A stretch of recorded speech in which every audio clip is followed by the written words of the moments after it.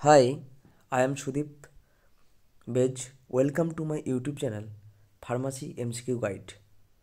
Now today we discuss about the topic Pharmacology MCQ Part 2. Okay.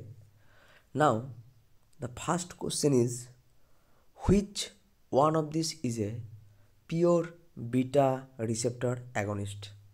इसका mean क्या होता है जी नीचे जो ड्रग है उसके अंदर कौन सा drug pure beta receptor agonist होता है। एट फर्स्ट एगोनिस्ट क्या होता है? ये जो एगोनिस्ट होता है ना, एगोनिस्ट क्या होता है मीन्स बीटा रिसेप्टर एगोनिस्ट क्या होता है? रिसेप्टर जो है, रिसेप्टर मीन्स दो तरीके रिसेप्टर होता है, एक अल्फा रिसेप्टर और एक बीटा रिसेप्टर। अल्फा रिसेप्टर का अंदर alpha 1 alpha 2 and beta receptor का अंदर बीटा 1 बीटा 2 बीटा 3 सब कैटेगरी है। ये जो बीटा रिसेप्टर एगोनिस्ट मीन क्या होता है?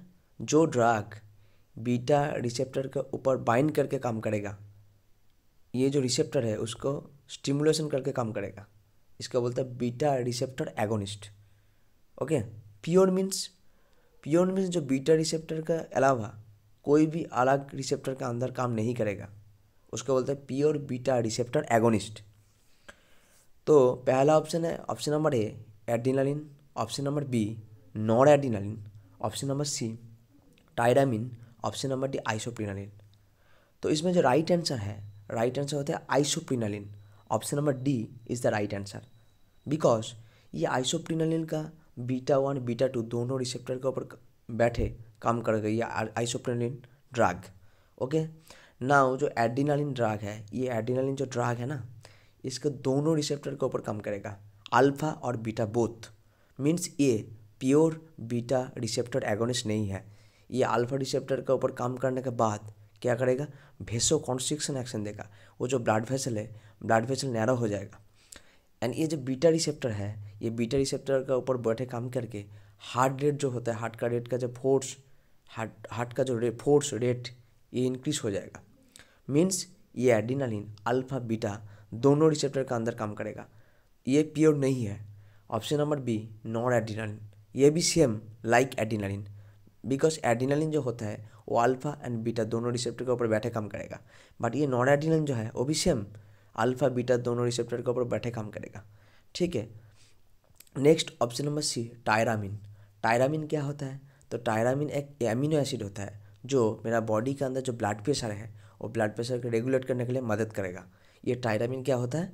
एक एमिनो एसिड होता है जो मेरा बॉडी के अंदर जो ब्लड प्रेशर है वो ब्लड प्रेशर को रेगुलेट करने के लिए मदद करेगा, ये tyramine. So the right answer is option number D आइसोप्रिनालिन।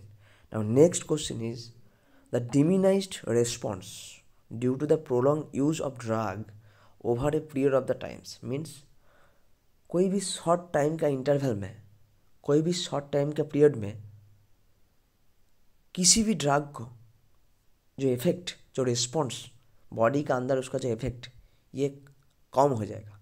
ये जो प्रोसेस है उसका क्या बोलते हैं? Option number A intolerance, option number B tachyphylaxis, option number C addiction and option number D क्या होता है? डिपेंडेंस। तो इसका अंदर जो राइट आंसर है, इसका अंदर राइट आंसर क्या है ना? Right answer option number B tachyphylaxis. Because ये जो इंटॉलरेंस मीन्स टॉलरेंस क्या होता है? मान लो कोई भी मान लो अल्कोहल, आपने पहले फर्स्ट टाइम 10 ml अल्कोहल ले लिया बॉडी के अंदर, बॉडी टॉलरेट कर लिया, बट अल्कोहल रिपीटली यूज़ करने की वजह से क्या होगा? 1 महीने के बाद फिर से आप क्या लेगा? 10 ml अल्कोहल ले लिया, वो तो बॉडी टॉलरेट कर दिया, बट नेक्स्ट टाइम क्या लिया आप? 20 ml अल्कोहल ले लिया, 30 ml अल्कोहल ले लिया, देखा बॉडी अपने आप से टॉलरेट कर दिया। इसको बोलते हैं टॉलरेंस पावर, बॉडी के अंदर जो टॉलरेंस पावर होता है। ऑप्शन नंबर बी क्या होता है? ऑप्शन नंबर बी होता है टैकीफाइलेक्सिस। टैकीफाइलेक्सिस क्या होता है ना? ये जो टैकीफाइलेक्सिस है, शॉर्ट टाइम का अंदर कोई भी ड्रग को रिपीटली एडमिनिस्टर करने के वजह से क्या होता है? उसका ड्रग का बॉडी का अंदर जो इफेक्ट, बॉडी का अंदर जो एक्शन होता है, वो बॉडी के अंदर जो एक्शन होता है एक्शन होता है ना, ये एक्शन कम हो जाता है, उसका कहता है टैकीफाइलेक्सिस।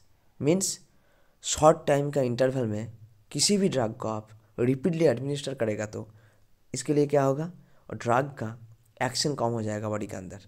क्यों ना, ड्रग का जो रिसेप्टर साइड पे बैठे काम करेगा ना, उस रिसेप्टर साइड में ब्लॉक हो जाता है, इसलिए ड्रग का जो इफेक्ट होता है ये कम हो जाता है बॉडी के अंदर। ओके, मान लो एक पैरासीटामोल टैबलेट पूरा दिन में 3 बार लेना है, बट आपने पहले 6 आवर में 3-4 बार पैरासीटामोल ले लिया, इसलिए क्या होगा, वो जो पैरासीटामोल का बॉडी का अंदर इफेक्ट कम हो जाएगा। इसको कहता है टैकीफाइलेक्सिस। मीन्स शॉर्ट टाइम इंटरवल के अंदर आपका बॉडी का ड्रग का एक्शन ये कम हो जाएगा, इसको बोलते हैं टैकीफाइलेक्सिस। मीन्स शॉर्ट टाइम इंटरवल में आप रिपीटली कोई भी ड्रग एडमिनिस्टर करेगा तो। ऑप्शन नंबर सी क्या होता है, ऑप्शन नंबर सी बोलता है जी एडिक्शन। तो एडिक्शन क्या होता है, एडिक्शन मीन्स मान लो किसी के ऊपर एडिक्टेड हो जाता है। इसमें जो क्वेश्चन है इसमें क्या बोलते हैं, कोई भी ड्रग का अंदर आप एडिक्टेड हो जाएगा, उसको बोलते हैं drug addiction.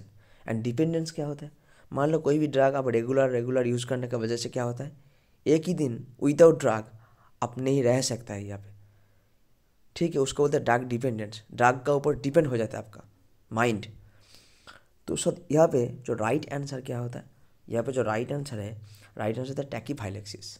Okay, diminish response mean क्या होता है, वो एक रेस्पॉन्स कम हो जाएगा, किसके लिए, due to prolong use of the drug, regular drug use करने की वजह से over a period of the time. Next option number 3 क्या क्वेश्चन है, which vitamin is administered with the isoniazid to minimise its adverse reaction. कौन सा vitamin आइसोनाइजाइड के साथ एडमिनिस्टर करना जरूरी है, क्यों, to minimise its adverse reaction. Isoniazid का जो एडवर्स रिएक्शन है उसको मिनिमाइज करने के लिए, कम करने के लिए कौन सा विटामिन आइसोनाइजाइड के साथ एडमिनिस्टर करना जरूरी है। Option number A vitamin A, option number B pyridoxine, option number C ascorbic acid and option number D vitamin D. तो पहले ये देखो जो आइसोनाइजाइड बॉडी का अंदर एडमिनिस्टर करने के लिए क्या होता है, पहले आइसोनाइजाइड क्या होता है ना, ये आइसोनाइजाइड एक एंटी ट्यूबरकुलर मेडिकेशन होता है। मीन्स जो ड्रग ट्यूबरक्यूलोसिस में हेल्प करेगा। ट्यूबरक्यूलोसिस एक डिजीज़ होता है, वो जो बैक्टीरिया जो रिस्पॉन्सिबल होता है ट्यूबरक्यूलोसिस के लिए उसका नाम है माइकोबैक्टीरियम ट्यूबरक्यूलोसिस। ये आइसोनाइजाइड एंटी ट्यूबरकुलर ड्रग है। ओके, तो ये आइसोनाइजाइड बॉडी का अंदर एडमिनिस्टर करने के लिए क्या होगा ना, एक सिम्टम होगा पेरिफेरल न्यूराइटिस। पेरिफेरल न्यूराइटिस क्या होता है ना, पेरिफेरल न्यूराइटिस एक नर्व के अंदर एक इन्फ्लेमेशन होता है, इन्फेक्शन होता है, उसको कहता है पेरिफेरल न्यूराइटिस।